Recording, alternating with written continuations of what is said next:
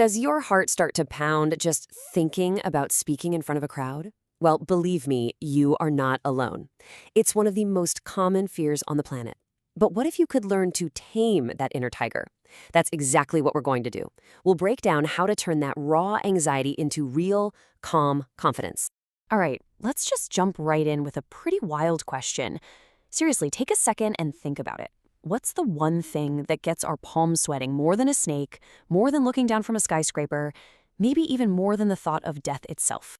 Yep, you probably guessed it. It's public speaking. And if this is your number one fear, you are in very good company.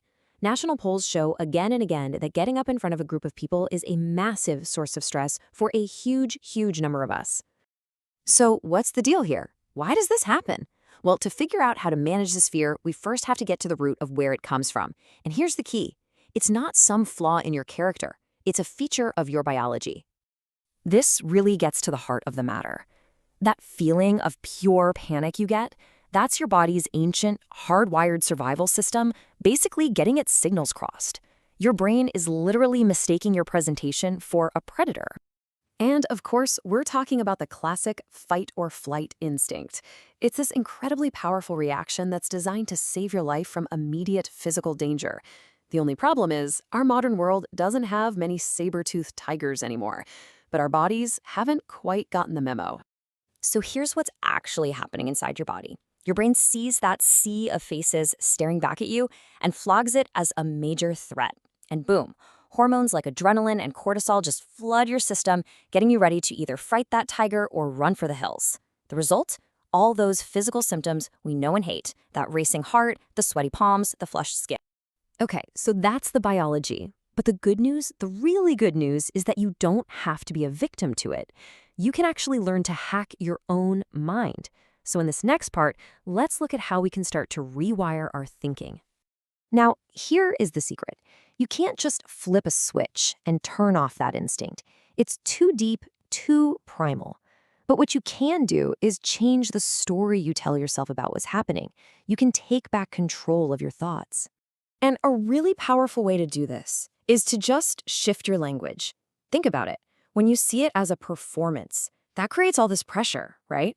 You worry about stage fright and having to perform. But what if you reframe it as a conversation? Suddenly the pressure just drops. It's just about practicing and delivering ideas. And you have conversations every single day.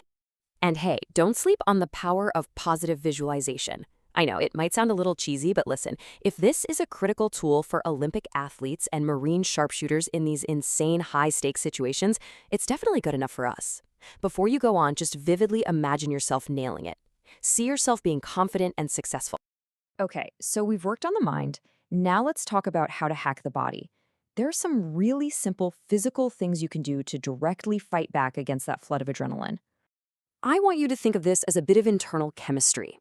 Your body releases stress hormones, sure, but you can fight back by releasing your own natural antidote, endorphins. And you can do it on command with some simple physical exercises.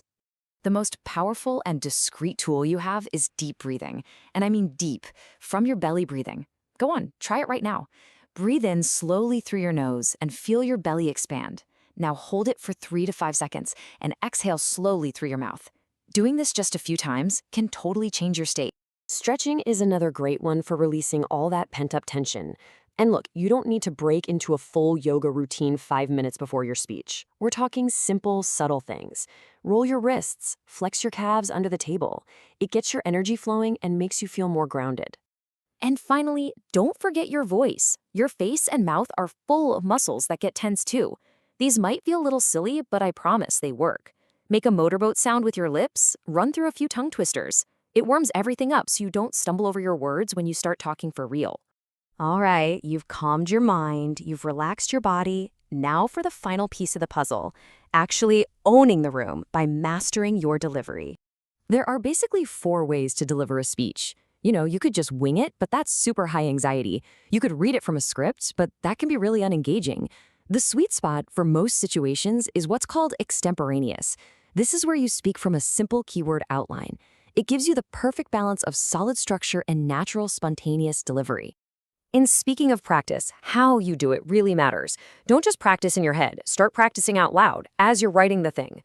Find a friend you trust and get some real feedback. And this is a big one. Always time yourself and practice with your actual notes and any slides you're using. Preparation is your absolute best friend. Okay, this right here might be the most crucial mindset shift of all. Please remember, the audience does not expect you to be perfect. They're not there to catch you on every little mistake. They are there to connect with you and your ideas. Your goal isn't a flawless performance, it's to build a real, genuine connection. So let's end on this final thought. Just flip the script for a second. When you're the one sitting in the audience, what do you really value more? Is it the speaker who's flawlessly robotic and never stumbles? Or is it the one whose authentic passion for their topic just shines right through? I think we all know the answer.